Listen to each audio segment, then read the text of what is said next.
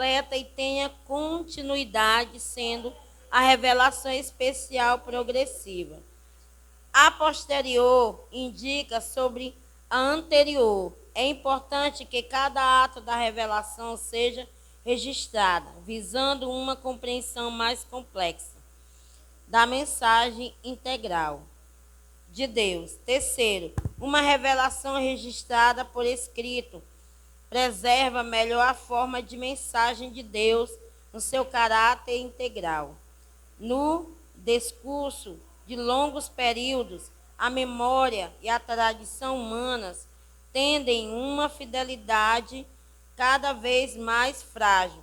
O conteúdo crucial da revelação divina deve ser transmitido de modo exato às gerações que sucedem. Aleluia, Jesus. Glória a Deus. Ao ler as pastorais, portanto, precisamos ter em mente que estamos diante de um documento inspirado, perfeitamente aplicável em nossos dias. Não há mudança histórica, econômica, política ou cultural que supere a revelação divina, sempre atua a perfeita. Amém? Glória a Deus. Louvado seja o nome do Senhor Jesus. Essas cartas que Paulo escreveu, inspirada por Deus, louvado seja o nome do Senhor Jesus, nos dá um conhecimento e um crescimento espiritual nas nossas vidas. Por isso que é muito bom nós participar do culto de ensino, porque nós iremos estar preparados para nós enfrentarmos as dificuldades da vida. Louvado seja o nome do Senhor Jesus. E as heresias, porque tem muita heresia, muitos falsos ensinos. Louvado seja o nome do Senhor. Amém? A singularidade de cada livro bíblico reforça nossa compreensão da completude das Escrituras Sagradas. Isso se aplica às cartas pastorais, que desempenham um papel essencial, indispensável no contexto geral da revelação escrita. Ter a convicção de que a Bíblia é um livro completo equivale a crer não apenas o registro da revelação divina, isto é, a confecção dos 66 livros, mas também a seleção deles e a formação de cada um foram um processo inteiramente dirigido pelo Espírito Santo. A singularidade está ligada ao aspecto da completude. Cada livro é singular, logo todos os livros são necessários para a formação completa. E porque é importante refletir sobre o conteúdo da Bíblia. Como será demonstrado no capítulo seguinte, a primeira carta de Paulo a Timóteo, contém textos que têm sido alvo de grande contestação atualmente com a popularização de teologias progressistas. Inclusive, em nosso país, recomendações de Paulo como as contidas em 1 Timóteo e 2 Timóteo, de que a mulher deve aprender em silêncio com toda sujeição e que não deve ensinar nem usar de autoridade sobre o marido, mas estar em silêncio provocam verdadeiros protestos de teólogos.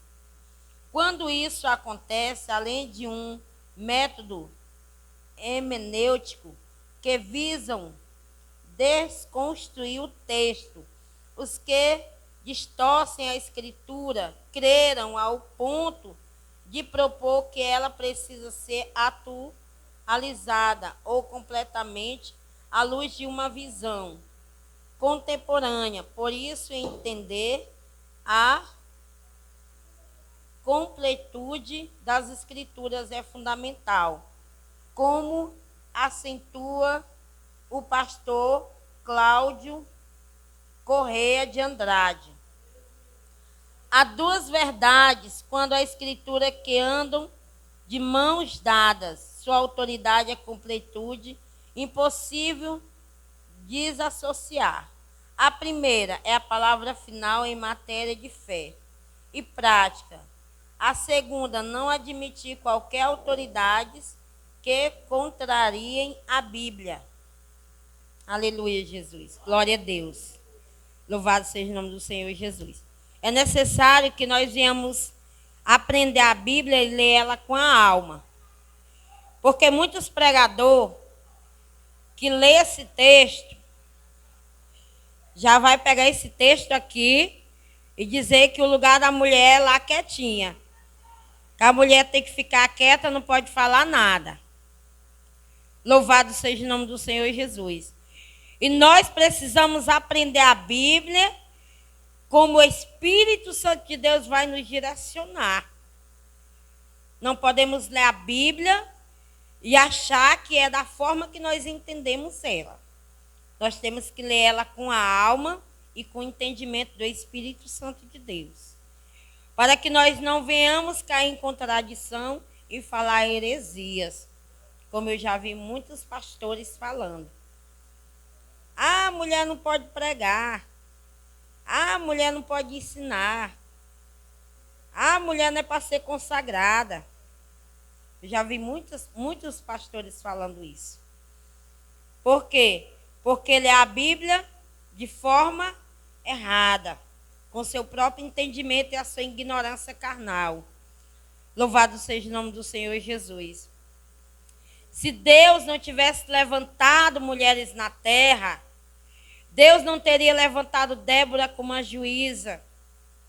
Louvado seja o nome do Senhor Jesus. O Senhor levantou várias mulheres. Quando nós for ler a Bíblia Sagrada, nós iremos ver que o Senhor levantou várias mulheres com ministério. E hoje não é diferente. O Senhor, Ele levanta e Ele usa quem Ele quer, independentemente de raça, cor, né? Ou de gênero. O Senhor, Ele usa quem Ele quer. Não importa se é homem ou se é mulher, se é preto ou se é branco. Quem escolhe é o Senhor. Louvado seja o nome do Senhor Jesus. E é necessário termos o entendimento espiritual de Deus. Amém? Vamos aprender aqui. Há duas verdades quanto à Escritura que andam de mãos dadas. Sua autoridade é com plenitude impossível desassociar. A primeira, a palavra final em matéria de fé é prática. E segundo, não admite quais autoridades que contrariem a Bíblia. A Bíblia não pode ser contrariada. Louvado seja o nome do Senhor Jesus. A Bíblia é a verdade. A Bíblia é a boca do Senhor falando ao nosso coração. E ela não pode ser contrariada. Nós não podemos de forma alguma aceitar que a Bíblia Sagrada ela seja contrariada ou ela seja distorcida. Louvado seja o nome do Senhor Jesus. Não admite a Bíblia que é diminuída, não admite quais que a autoridade contraria a Bíblia, que diminuindo lhe revela a revelação que acrescentam outros dados, além daqueles que nos foram apresentados pelo Senhor, através da inspiração do Espírito Santo, com plenitude, é aquilo que, pela excelência de suas qualidades, satisfaz plenamente, não admitindo acréscimos, nem diminuições. É aquilo que é suficiente por si mesmo. Nós não podemos admitir que a Bíblia seja diminuída, e muito menos que ela seja acrescentada. A Bíblia ela tem que ser pregada como ela é, sem aumentar e nem diminuir. O Senhor diz que é daquele que aumentar ou diminuir. Louvado seja o nome do Senhor Jesus. Estudaremos, pois, as pastorais com profundo zelo, inteira sujeição, em santo temor, aplicando-as inteiramente ao nosso viver. Aleluia, Jesus.